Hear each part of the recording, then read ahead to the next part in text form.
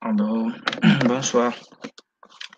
Aujourd'hui, nous allons voir la régression linéaire et les différents éléments de la régression linéaire. Donc, comment les éléments de la régression linéaire sont interprétés. Donc, en bref, la régression linéaire en détail, c'est ce que nous allons voir aujourd'hui. Ok.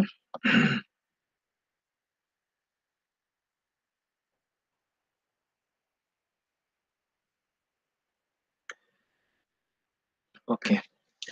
Donc, ici, pour faire la régression linéaire dans Stata, c'est simple. Nous utilisons la commande règle et nous avançons notre dépendante variable. Donc, après la dépendante variable, nous pouvons mettre les variables indépendantes et ainsi de suite.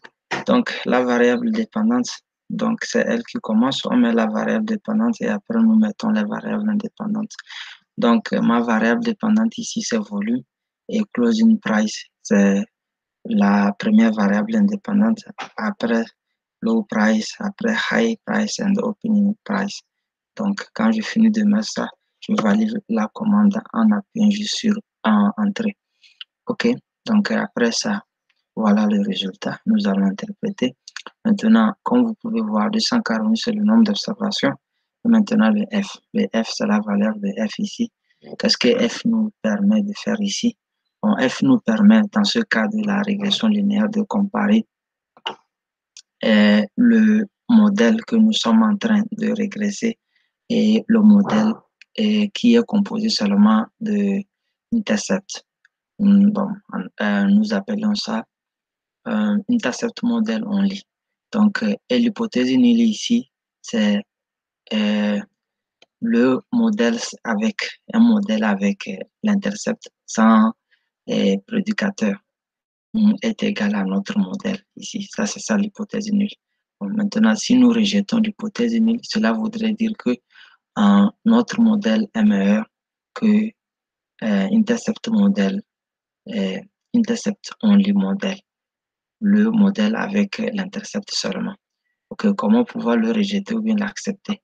Donc, nous avons ici le degré de liberté au numérateur, le degré de liberté au dénominateur. Nous pouvons utiliser une table et trouver la valeur correspondante. Si la valeur correspondante est supérieure à ce que nous avons ici, nous allons dire que nous rejetons l'hypothèse nulle. Ça tombe dans la région de réjection. Si la valeur sur la table est inférieure à ce que nous avons ici, nous acceptons l'hypothèse nulle. Donc, dans ce cas, par exemple, aussi, nous avons la probabilité de f, qui est le plus-value de f. Bon, si nous avons ça, ça peut nous permettre de faire la conclusion sans toutefois utiliser la table.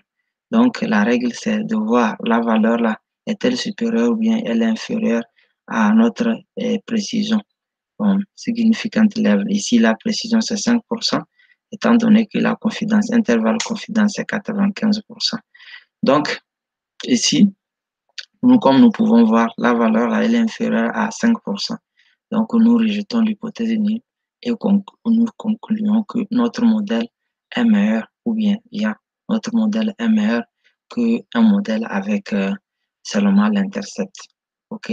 Maintenant, le R carré. Le R carré, c'est ça qui est ici, R squared.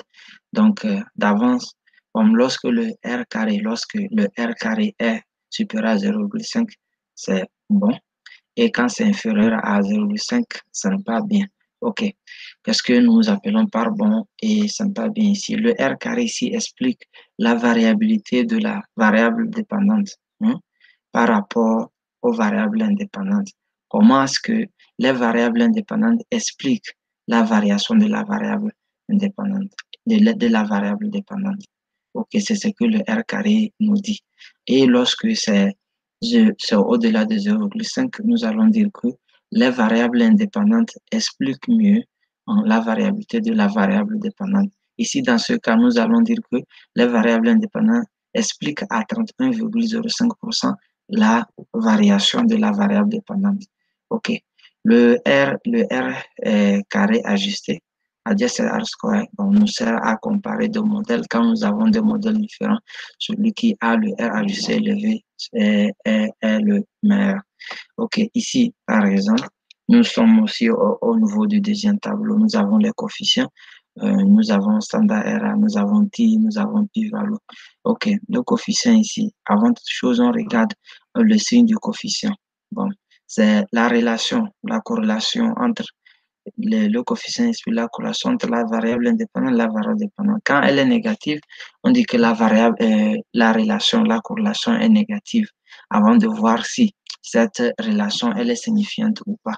Donc, pour voir si la relation est signifiante, on va au niveau de plus-value. Donc, ici, si le plus-value est inférieur à notre significant level qui est 5% ici, nous allons dire que et la relation entre cette variable indépendante et la variable dépendante est signifiante. Mais quand c'est supérieur, la valeur de plus-value de la variable est supérieure à 5%, nous allons dire que et la relation n'est pas signifiante. Bon, qu'est-ce que c'est que la